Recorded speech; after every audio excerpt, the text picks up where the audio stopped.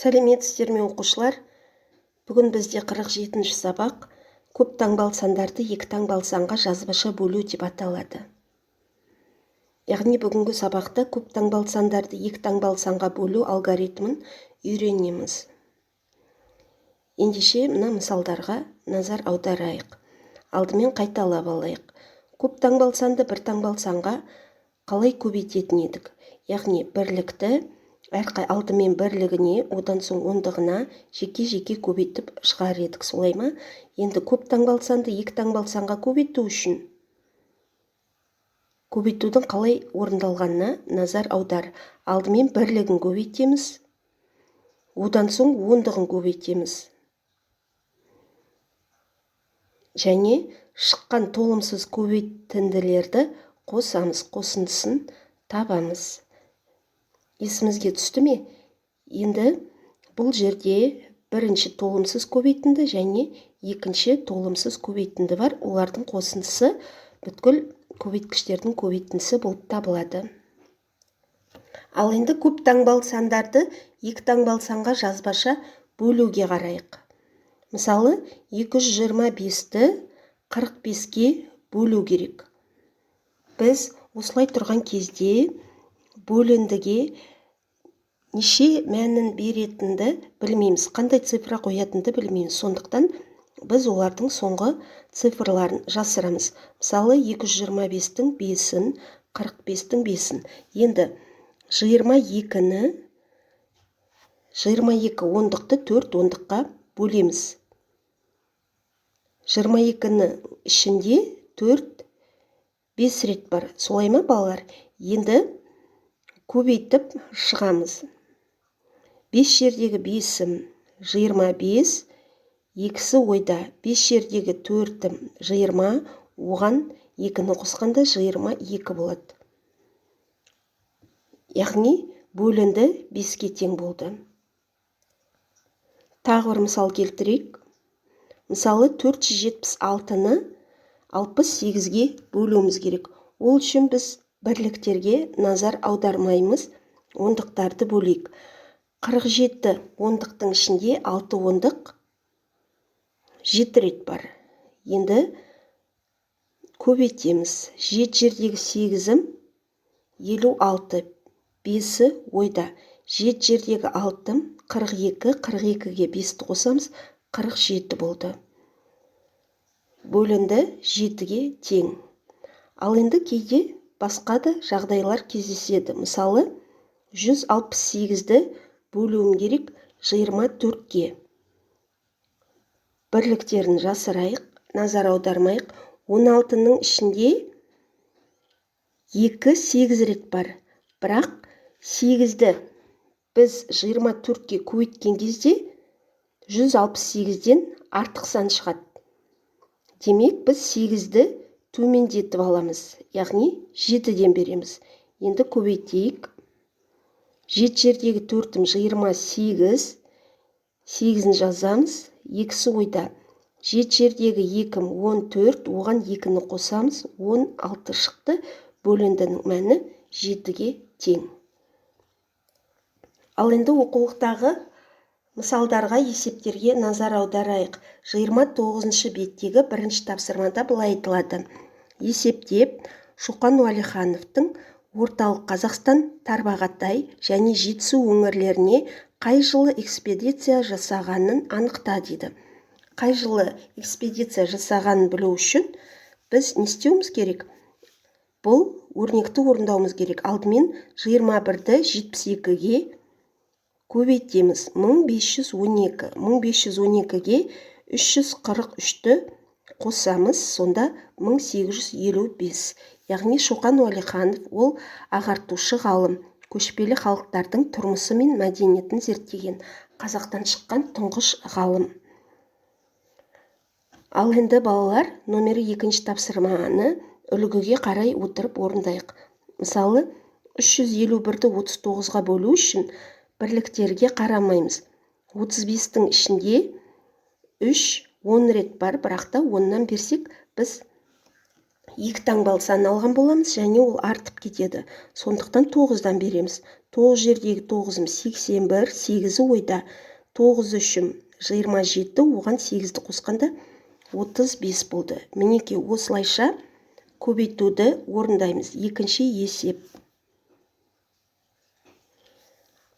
Үшінші А есепке есептеулерге қарап жазбаны түсіндіруіміз керек. Алдымен неше таңбалы сан шығатынын анықтап алу да бұл ыңғайлы бізге. Оңай тәсіл.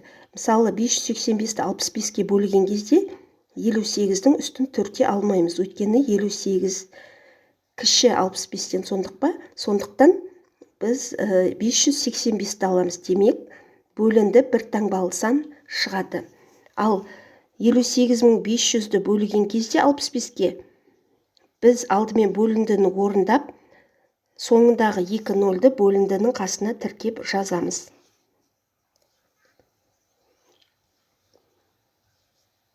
Қарайық, 2 нөлге назар аудармай бөлеміз, 9 шығады, және оның қасына 2 нөлді тіркеп жазамыз, 900 болды.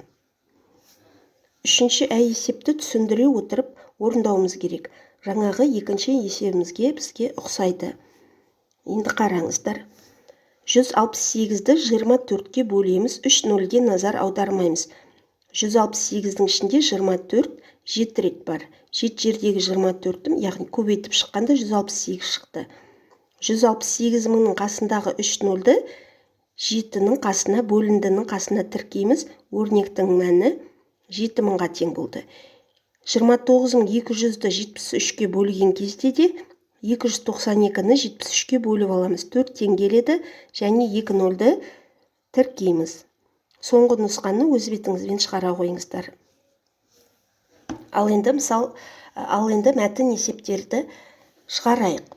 1858 жылы маусым айында Шоқан Уәлиханов Қашқарияға саяхат жасап, 1859 жылы сәуір айында Верный қаласына қайтып оралды. Саяхат қанша уақытқа созылды дейді.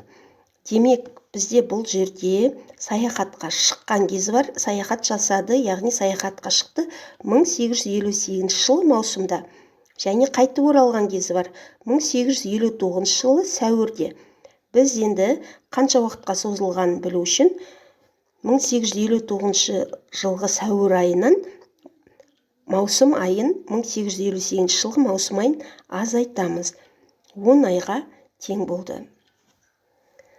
Қазақстандық географ, тарихшы, этнограф және тілтанушы мамандардан құралған топ 2014 жылы Шоқан Уәлихановтың керуен жолы бойынша экспедициясына Қашқарияға аттанды.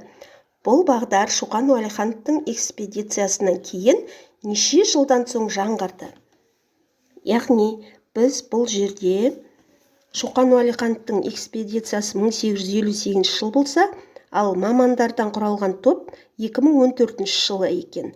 2014-тен 1858-ді азайтамыз. Сонда 156 жылдан соң жаңғырған екен. 5-ші есепке қарайық. 31-ші бетте. Туристік автобус аялдамаға дейін 72 км/сағат жылдамдықпен 5 сағат жүрді.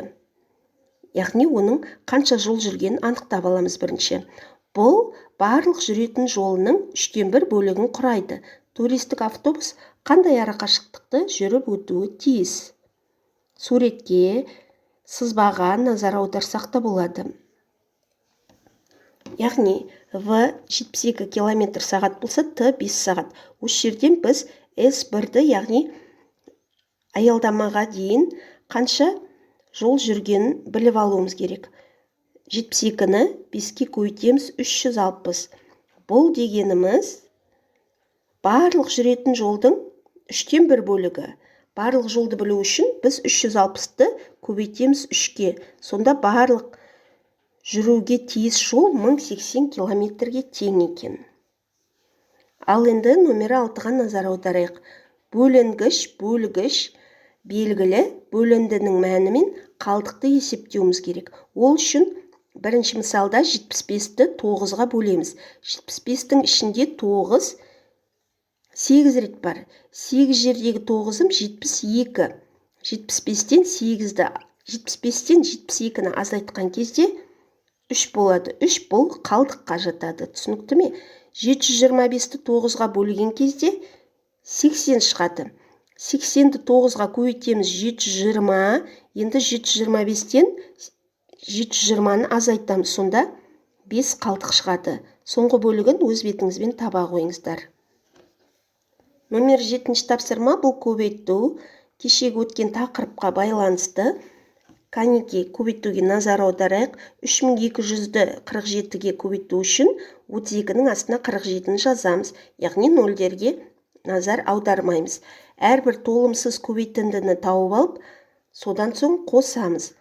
Шыққан санның соңына 2 нөлді тіркейміз. Түсінікті ме? Бірінші, екінші бағанын үлгіден қарап, қалған бөлігін өз бетіңізбен шығара қойыңыздар.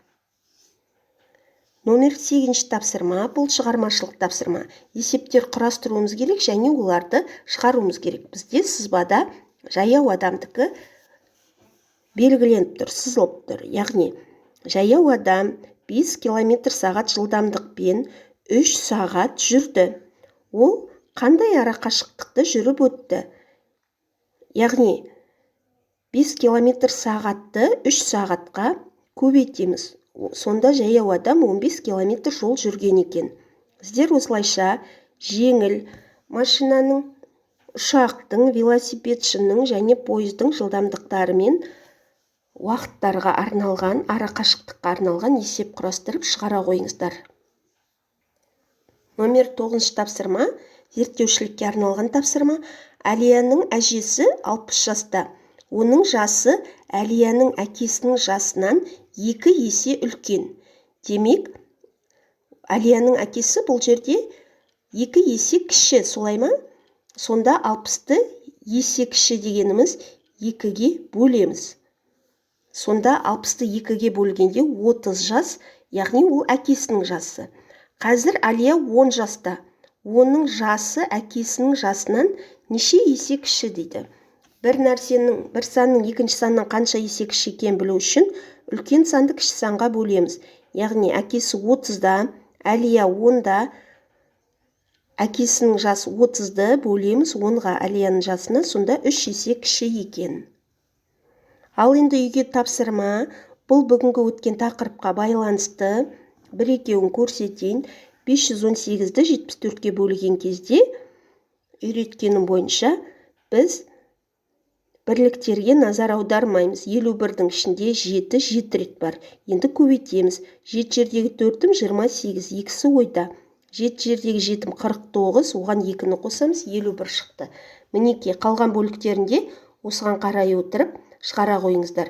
Егер соңында нөлдер болатын болса, нөлге назар аудармай көбейтіп аламыз, одан соң бөліндіге тіркеп жазамыз. Сабағымыз аяқталды, сау болыңыздар.